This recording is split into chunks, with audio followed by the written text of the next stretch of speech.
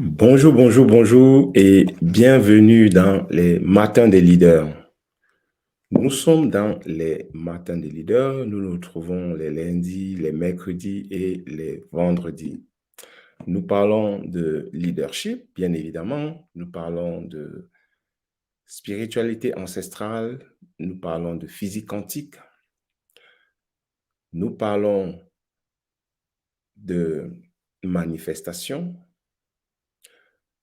Tout cela pour vous aider à manifester votre business, les résultats dans votre business. Chaque jour que nous nous retrouvons, nous abordons une question qui va vous aider à réduire la distance qui vous sépare entre vous et votre objectif. Aujourd'hui, la question qui nous intéresse aujourd'hui, c'est comment est-ce que vous pouvez associer et équilibrer l'intuition et la stratégie dans votre prise de décision? C'est la question qui nous intéresse aujourd'hui. Et j'aimerais t'inviter à te plonger dans le passé. Dans un passé où nos ancêtres se retrouvaient chaque soir autour du feu et ayant passé une journée pleine, dynamique, énergique, ils se retrouvaient autour du feu pour raconter les histoires de leur chasse, de leurs expériences de la journée.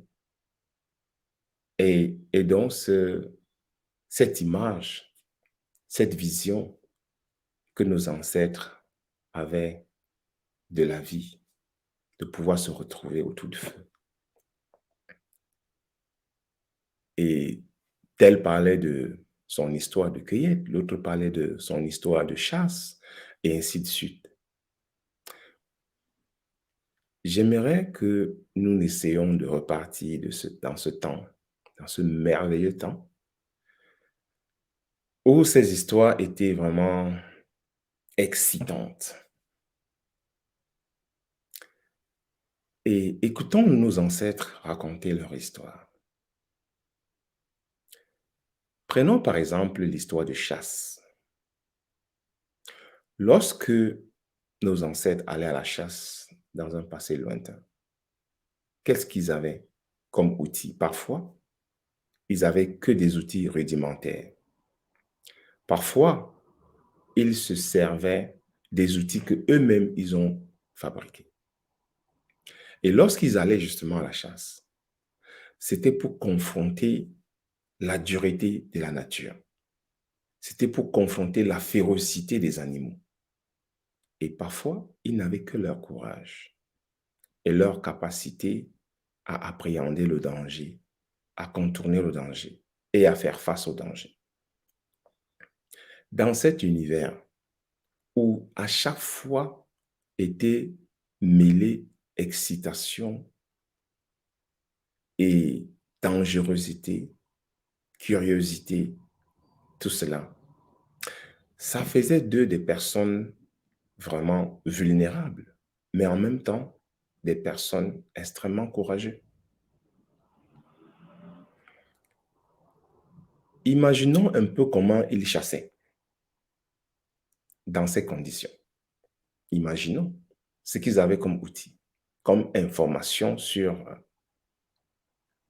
l'environnement dans lequel ils allaient.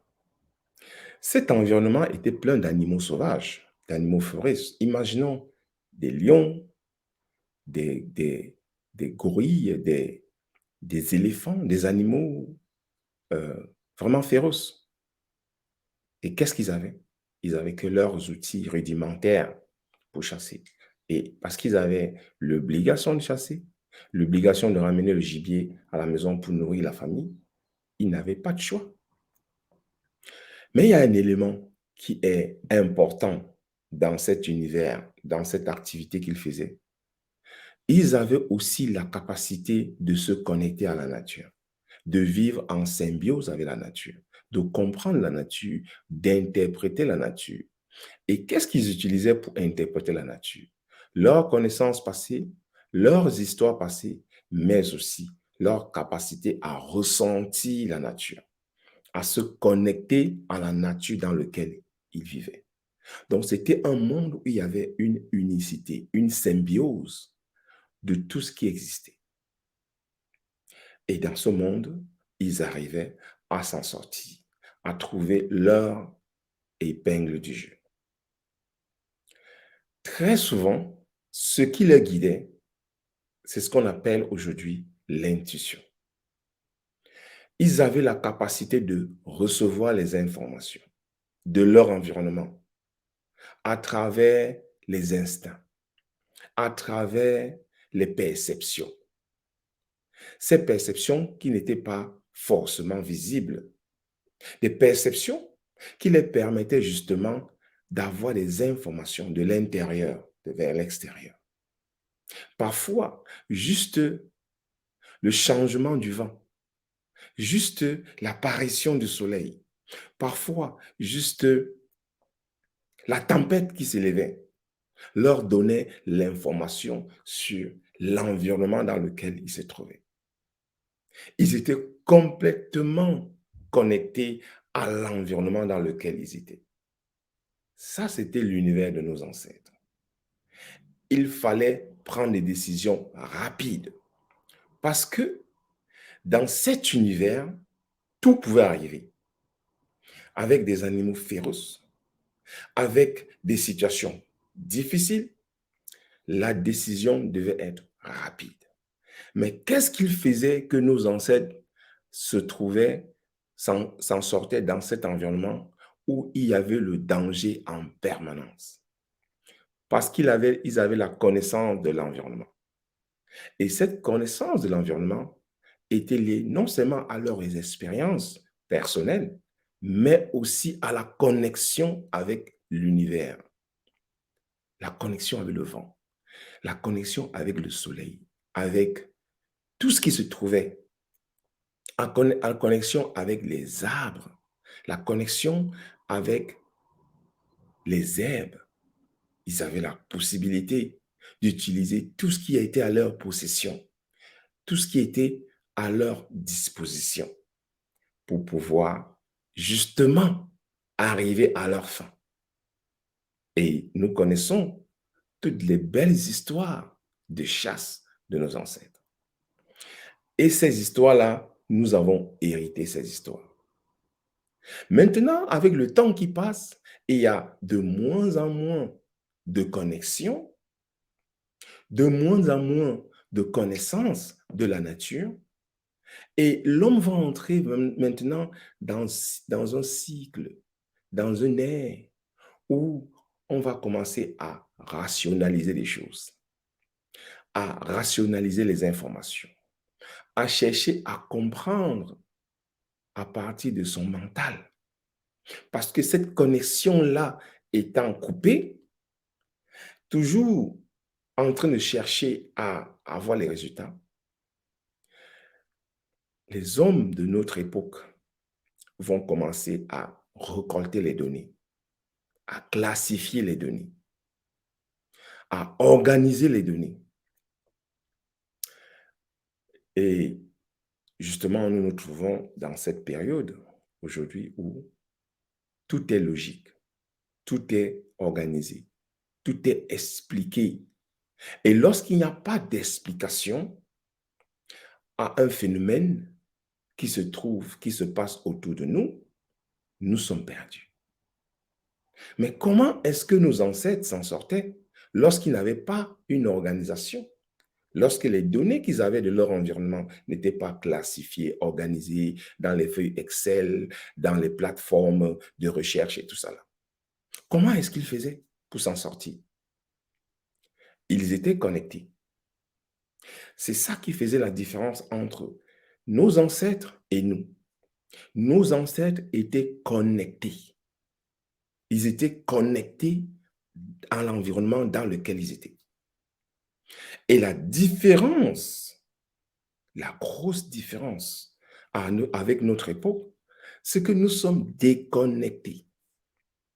Nous sommes déconnectés de l'univers, de l'environnement dans lequel nous vivons.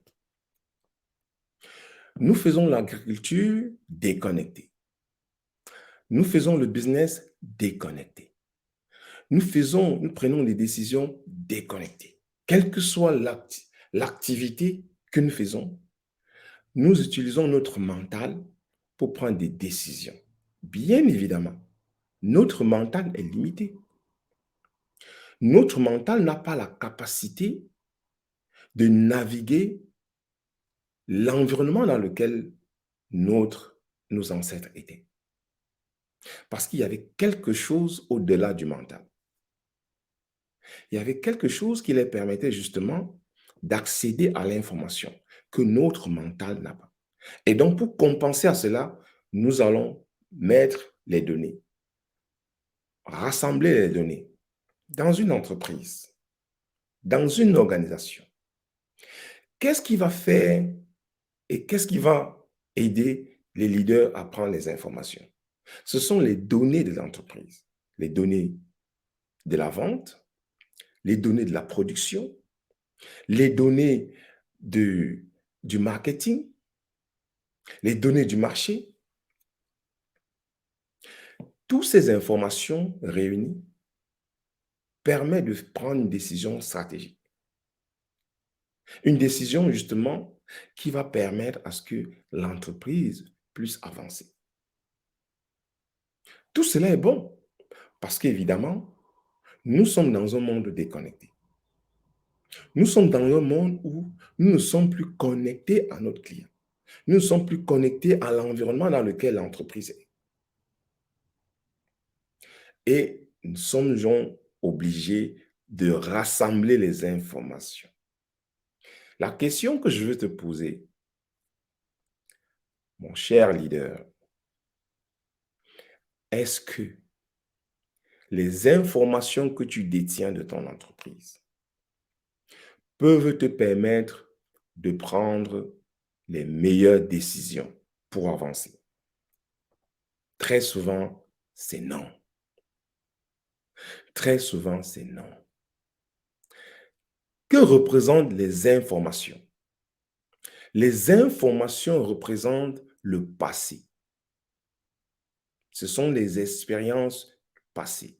Ce sont les données du passé. C'est ce qui se passait avant. Mais le futur n'est pas écrit. Le futur, on ne le connaît pas. On découvre le futur. Et donc, les données représentent quoi? Les informations du passé. Et ce qui se passe, c'est quoi? C'est que nous voulons naviguer le futur avec les données du passé. Qu'est-ce qui se passerait lorsque les paramètres changent? Les paramètres de notre environnement. Qu'est-ce qui se passe lorsque il y a des grands équilibres qui se, qui se mettent en place, qui changent? Est-ce que nos paramètres du passé peuvent toujours nous aider à continuer à naviguer le futur? C'est ça la grosse question. Et c'est là que nous devons nous rappeler de nos ancêtres. Nous poser la question, comment ils faisaient lorsqu'ils se retrouvaient devant un lion, enragé, affamé, et il fallait prendre une décision. Une situation qu'ils n'ont pas prévue. Mais là, ce ne sont pas les données du passé. Ce ne sont pas les données du passé. Et je vais te raconter une histoire qui m'est arrivée. Il y a de cela des années, lorsque je vivais encore dans un environnement où tout semblait être connecté, dans un petit village africain. Et je suis allé accompagner un ami dans sa plantation. Au retour de la plantation, attiré par la cueillette des champignons et des fruits, mon ami m'a abandonné au milieu de la forêt. J'étais là, au milieu de la forêt, et je me posais la question, où est la direction de la maison? Déjà, je n'habitais pas dans le même environnement que mon ami, j'habitais dans un village différent. Donc, je suis venu rendre visite à cet ami, passer le week-end avec lui, donc je ne connaissais pas les codes de l'environnement dans lequel je me trouvais. C'était peut-être similaire à mon environnement, mais je ne connaissais pas la route, je ne connaissais pas la direction, je ne savais pas lire. Si le soleil est à gauche, qu'est-ce que ça représente? Parce que dans mon environnement, je savais, lorsque je me retrouvais, je savais lire la position en fonction du soleil. Mais là, j'étais dans un environnement complètement différent. Là encore, ça va. Mais ce qui m'est arrivé ce jour, c'est qu'au détour du chemin, lorsque je cherchais mon chemin, je me suis retrouvé justement au milieu d'un troupeau de singes. Il y avait à peu près 200 singes qui gambadaient, sautaient dans tous les sens et qui ne me donnaient pas l'occasion de réfléchir. Et tout de suite, l'instinct de survie m'a arrêté. L'instinct, j'avais envie de vivre et je voyais le danger venir. Et je me posais la question, qu'est-ce que je dois faire? La première question, le premier instinct qui m'est venu, c'est monte sous un arbre, sur un arbre. Bien évidemment, on ne peut pas apprendre, on ne peut pas s'échapper à un singe en montant sur un arbre. Cette solution-là n'était pas applicable. L'autre solution, c'était de courir. Je ne peux pas courir plus qu'un singe. À mon jeune âge que j'étais, j'avais à peine 15 ans, 14 ans, je ne pouvais pas courir plus qu'un singe. Le singe, lorsqu'il se déplace, c'est avec des bonds. Il peut faire un bond de 3 mètres. Le temps que tu mets pour courir, il a fait 2 bonds, il t'attrape. Donc, je ne pouvais pas courir. Qu'est-ce que je me suis dit? Je me suis dit, je vais parler au singe. Je vais m'adresser directement au singe. C'était fou de penser à ça, mais parfois dans la vie, ce sont les décisions fous, oui, folles, qui nous amènent là où nous voulons aller. Je me suis placé dos au mur, sous un arbre, voyant les singes autour de moi, et j'ai commencé à les communiquer dans mon intention.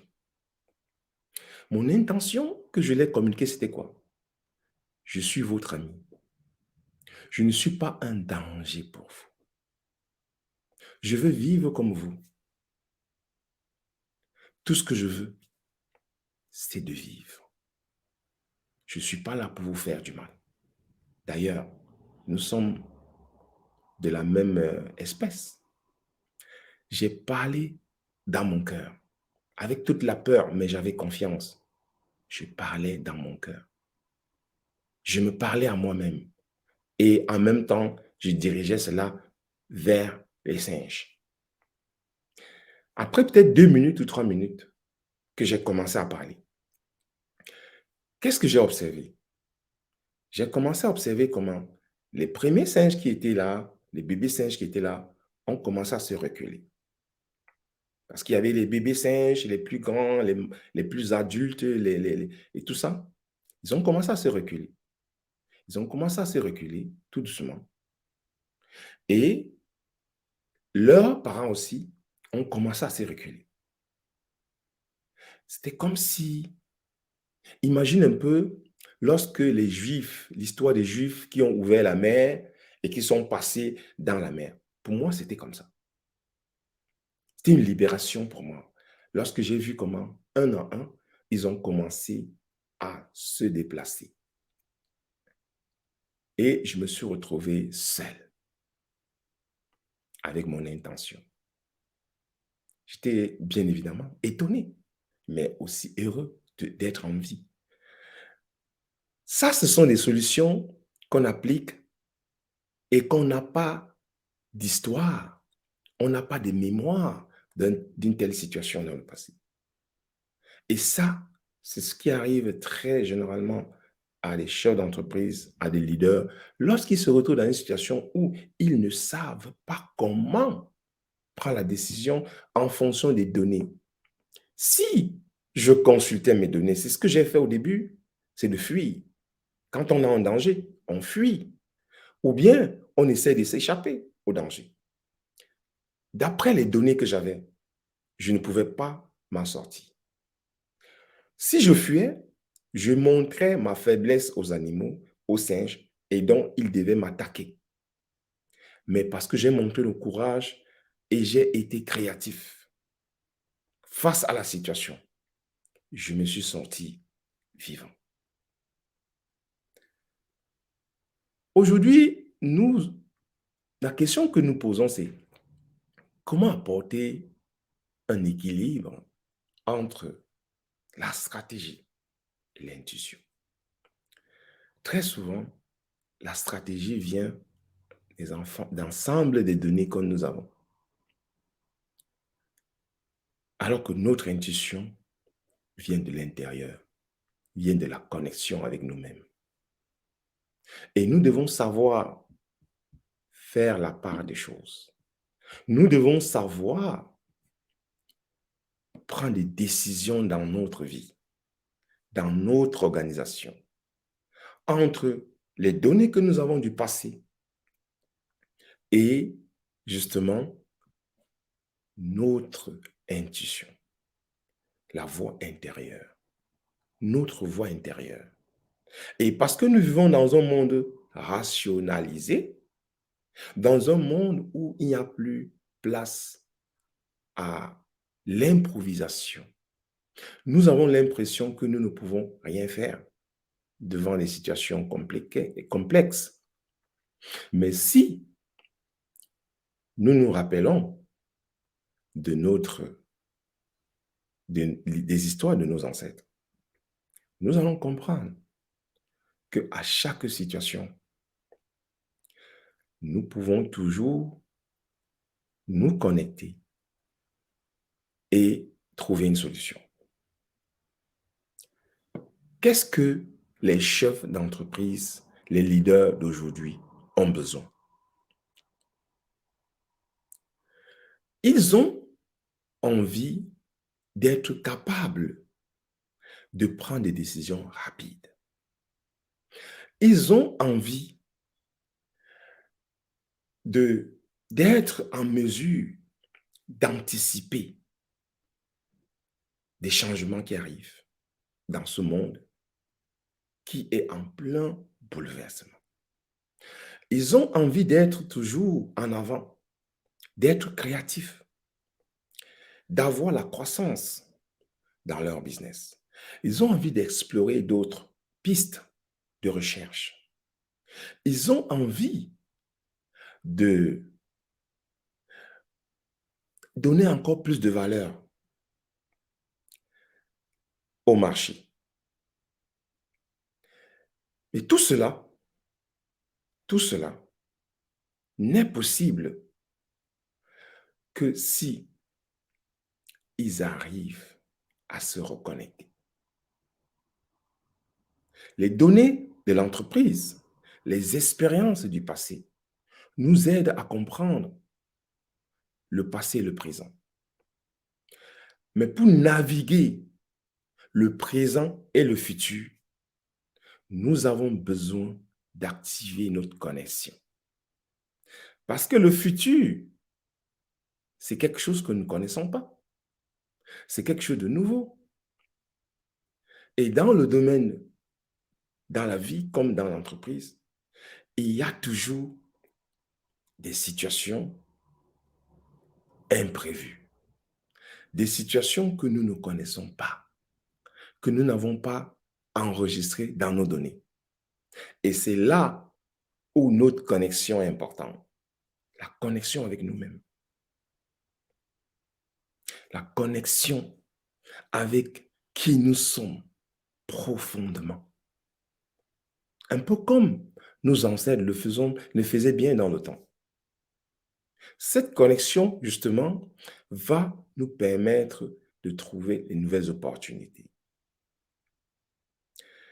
Il y a quelques années, je suis tombé sur une information qui m'a bouleversé.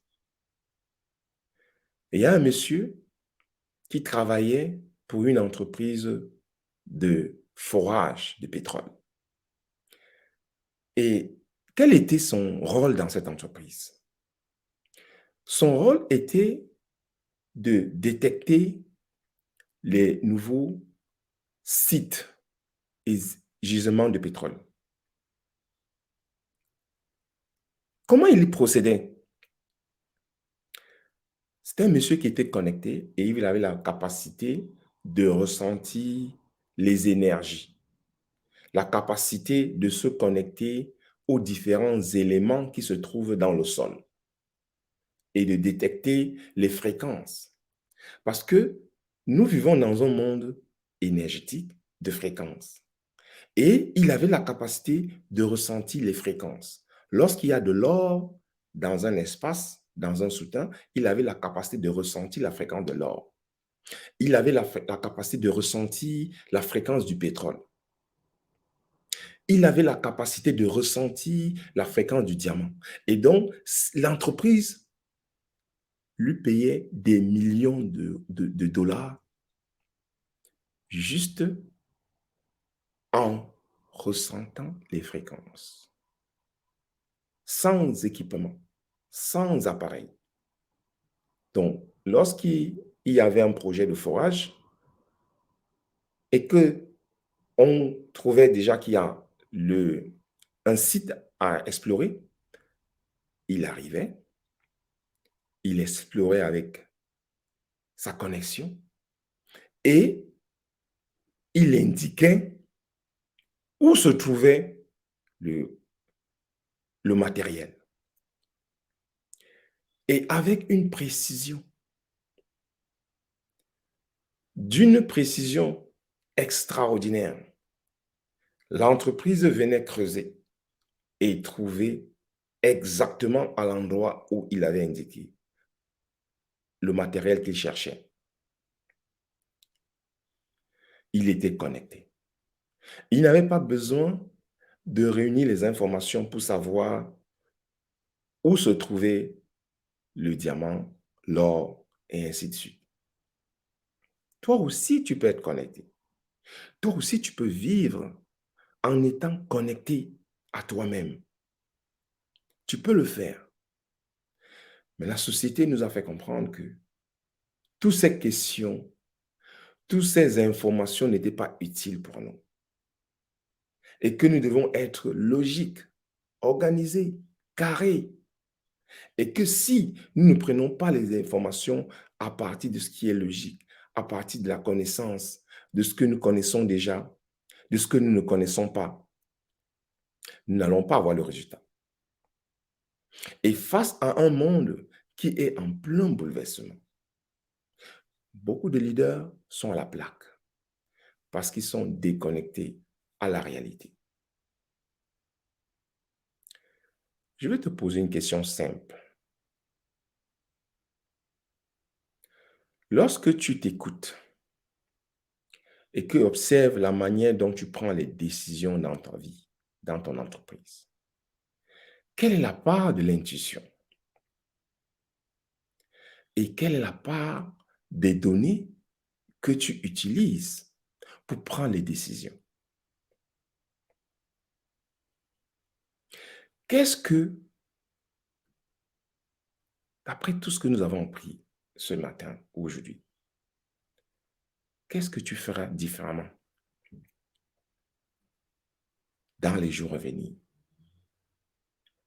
pour prendre mieux et rapidement les décisions dans ton organisation, dans ta vie?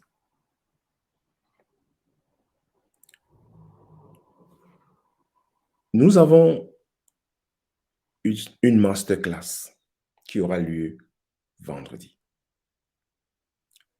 Je t'invite à t'inscrire à cette masterclass. C'est important pour toi de prendre des décisions rapides, des décisions qui vont te permettre justement de te rapprocher de ton objectif, d'incarner ton leadership à un niveau supérieur. Et cette masterclass, justement, va t'aider à construire tes capacités, à être encore plus présent, plus connecté. J'ai mis le lien dans les commentaires. N'hésite pas à prendre ta place parce que c'est une masterclass offerte pour les leaders comme toi qui sont et qui savent qu'ils ont tellement de choses à réaliser dans leur vie. N'hésite pas aussi à partager cette vidéo autour de toi, dans ton réseau, pour que les autres, les gens qui sont comme toi, les leaders, puissent bénéficier de tout ce que nous avons partagé. De leur parler de la masterclass qui aura lieu vendredi.